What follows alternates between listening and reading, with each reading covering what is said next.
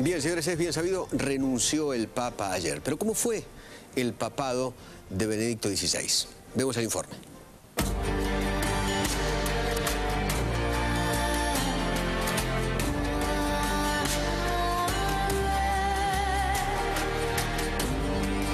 Joseph Ratzinger fue electo papa el 19 de abril de 2005 tras la muerte de Juan Pablo II.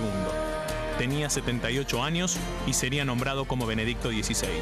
Señalado como conservador por el ala progresista de la Iglesia, apenas asumió, se conoció su pasado como militante de las juventudes hitlerianas. De todos modos, él mismo lo admitió en su biografía y explicó que se trataba de un gesto habitual en su generación. Ya como papa, condenaría al nazismo con dureza. Su primera encíclica se llamó Dios es amor. Uno de los hitos de su papado se dio en 2007, cuando confirmó la existencia del infierno y aseguró: es eterno para los que cierran el corazón al amor de Dios. El Papa propició el diálogo con otras religiones, tendió puentes desde el catolicismo hacia otros credos. Se entendió con judíos, musulmanes y protestantes. También, al igual que su predecesor, visitó Cuba y se entrevistó con Fidel Castro. En un hecho inédito, bajo el papado de Benedicto XVI, el Vaticano reconoce 4.000 casos de pedofilia. En 2010, el Papa pidió perdón públicamente a las víctimas y pidió tolerancia cero para los abusadores dentro de la institución. Que noi chiediamo insistentemente perdono a Dio e dalle persone coinvolte, mentre intendiamo promettere di voler fare tutto il possibile affinché un tale abuso non possa succedere mai più. Durante la misa de Gallo de 2009, el Papa fue atacado por una mujer que se le abalanzó y que lo hizo caer.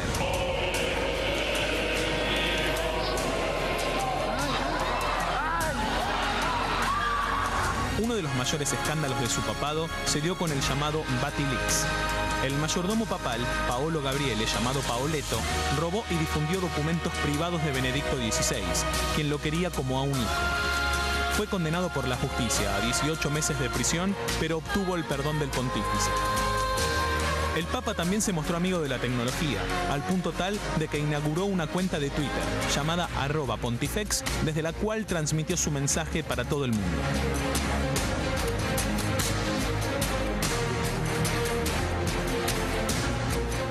Bien, para hablar de este tema está con nosotros Horacio Calderón, analista internacional. Horacio, ¿qué tal? ¿Cómo va? Muy bien, gracias. ¿Todo bien? Bien, por suerte, gracias por invitarme. ¿Cómo le cayó la renuncia del Papa? Bueno, por supuesto que fue sorpresiva, ¿no? Pero tampoco inesperada, porque él eso lo había anticipado.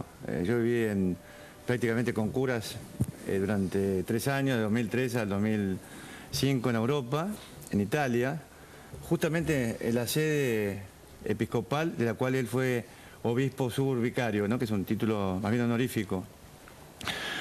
Por lo cual uno de alguna forma está empapado con lo que es la vida de la Iglesia, ¿no? No solamente como católico practicante, lo cual yo en este caso no lo puedo separar de mi condición de analista, salvo que yo haga esa excepción, ¿no? Muy bien. Por supuesto creo que corresponde. Uno puede ser católico en la casa y luego cambiar el discurso cuando está frente a la opinión pública. Ella había anticipado la posibilidad de la aplicación o renuncia, la palabra que corresponde a renuncia, según el Código Canónico. El mismo pontífice Juan Pablo II la había también mencionado, pero nunca se concretó nada. Entonces, claro, lo que sorprende es que se haya concretado, por ejemplo, en este momento. Y, no sé, por supuesto vos haces muchos reportajes y tal vez habrás olvidado el último que me hiciste con referencia a la crisis en Medio Oriente. Y yo decía que el mundo está atravesando en este momento el final de un ciclo histórico, acompañado de un cambio generacional, pero sobre todo una transformación que está en progreso, que no se sabe hacia dónde vamos, pero que sí que vamos a enfrentar hechos sumamente dramáticos como los que están ocurriendo en algunos países del mundo, sobre todo en el Levante, en el Medio Oriente, que por supuesto ha sido el foco de la cristiandad, ¿no? El tema es que siempre se dijo que la Iglesia tiene otros tiempos. Exactamente. Que no son ni los tiempos de los países, ni los tiempos del resto de los mortales. Son los tiempos de Dios. Eso son otros tiempos. Así, ¿no? El tema es hasta qué punto la Iglesia se va a ayornar. Con este Papa parecía que no había posibilidad. Depende a qué se llame ayornamiento de la Iglesia, ¿no? Si ayornamiento de la Iglesia durante el próximo pontificado, porque yo no puedo tampoco anticipar que harán el resto, significa que van a existir, por ejemplo, sacerdotisas, descartémoslos. Si pensamos Casamiento de curas, tampoco. Tampoco. O sea, el celibato, te estás refiriendo específicamente. Exactamente. En lo personal estoy en contra del celibato, pero luego te voy a decir por qué, ¿no? Por sentido práctico. La cuestión de los separados, de los divorciados. Es decir, el divorciado no está excluido de la vida de la iglesia. Lo que no puede hacer un divorciado y vuelto a tener pareja es comulgar. Yo soy divorciado y comulgo. ¿Por qué? Porque no estoy en pareja. Si cometo algún error, algún pecado, salgo corriendo, me confieso y vuelvo a comulgar, ¿no? Con la pretensión de no volver a incidir en eso.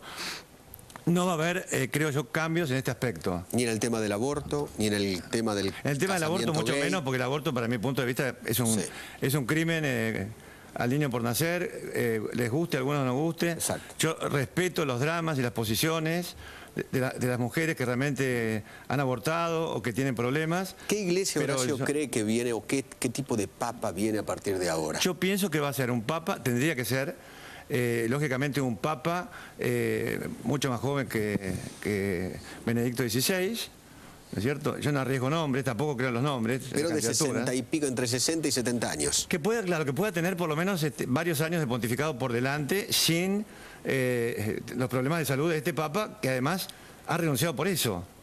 O sea, él ha renunciado por sentirse, de alguna forma, lo dijo, física y mentalmente cansado, nada más. Nada más. Entonces tiene que ser un papa que esté dispuesto, primero que todo, a arreglar los problemas de la casa. Los problemas internos de la iglesia. El tema de pedofilia es un tema... El tema de la pedofilia, que hay que reconocer que es el primer papa que lo ha asumido públicamente y que ha intentado corregirlo. Hasta pidió perdón, creo. Sí, ¿no? creo que correspondía porque no hay que negar que anteriormente todos estos problemas de la pedofilia eran como basura que se tiraba debajo de una alfombra. Sí. Eso hay que reconocerlo. Pero la cantidad de curas y obispos, de casos, pedófilos. Exacto. Yo estaba leyendo hoy un número que realmente a mí me dejó helado. 25.000 chicos en el mundo abusados por curas y obispos. De lo que se conoce. De lo que se conoce, porque hay chicos que han muerto también y que no se conocen las historias. Impresionante. Es impresionante. Acá en la propia República Argentina tuvimos obispos que han sido pedófilos, pero terribles. O abusadores, o abusadores de autoridad. Sí. Sin ir más lejos, en Paraguay tenemos el caso de un arzobispo que es un abusador sexual de mujeres, que es Fernando Lugo. Llegó a la presidencia de la República. A algunos les gustará, será interesante. Para mí, una vergüenza para la iglesia y una vergüenza incluso hasta como presidente. Una vergüenza. Que se vote a un presidente que ha abusado de mujeres. Una vergüenza. Que eso realmente...